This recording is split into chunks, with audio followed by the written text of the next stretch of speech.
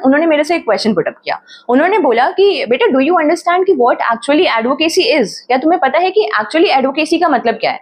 तो मैंने कहा बेसिकली जो भी एज एन इंटर्न या एज अ स्टूडेंट मुझे उस टाइम पे सही लगा, मैंने बोला कि सर हम लोग 5 साल या 3 साल का लॉ का कोर्स करते हैं, उसके बाद एडवोकेट का हम लोग एनरोलमेंट करा लेते हैं स्टेट बार काउंसिल में, फिर उसके बाद ऑल इंडिया बार एग्जामिनेशन देते हैं और उसके बाद we enter into the profession of advocacy.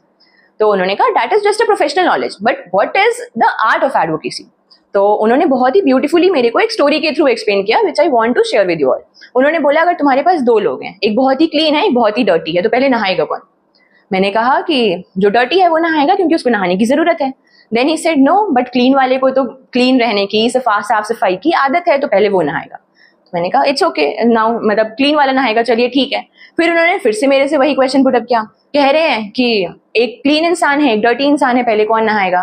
तो मैंने फिर से उनका वाला आंसर दिया। मैंने कहा ठीक है, क्लीन इंसान नहाएगा क्योंकि उसको तो साफ सफाई की आदत है।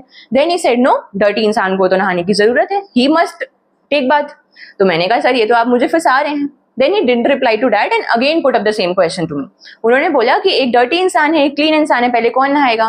तो मैंने बोला कि दोनों नहाएंगे क्योंकि क्लीन इंसान को साफ सफाई से रहने की आदत है और डर्टी इंसान को नहाने धोने की जरूरत है। Then he appreciated and said कि yes, that is what advocacy is. क्योंकि वी आर नॉट जज, हमारे पास कोई गलत केस आएगा, लोग कहते हैं यूजुअली कि अगर कोई भी क्रिमिनल या कोई भी गलत क्लाइंट आता है we should not represent him और हर, but that is not, we are not जज, we are not here to जज हिम और हर। हमारा काम है कि हम उसको रिप्रेजेंट करें। एडवोकेट्स एक्ट भी ये कहता है कि जो भी आपके पास क्लाइंट आए उसको केस के लिए मना ना करो, आप उसको रिप्रेजेंट करो। You advocacy is just supporting a cause. अब आप उसको कैसे सपोर्ट कर रहे हो, कैसे डिफेंड कर रहे हो, it is up to you, it is up to your skills.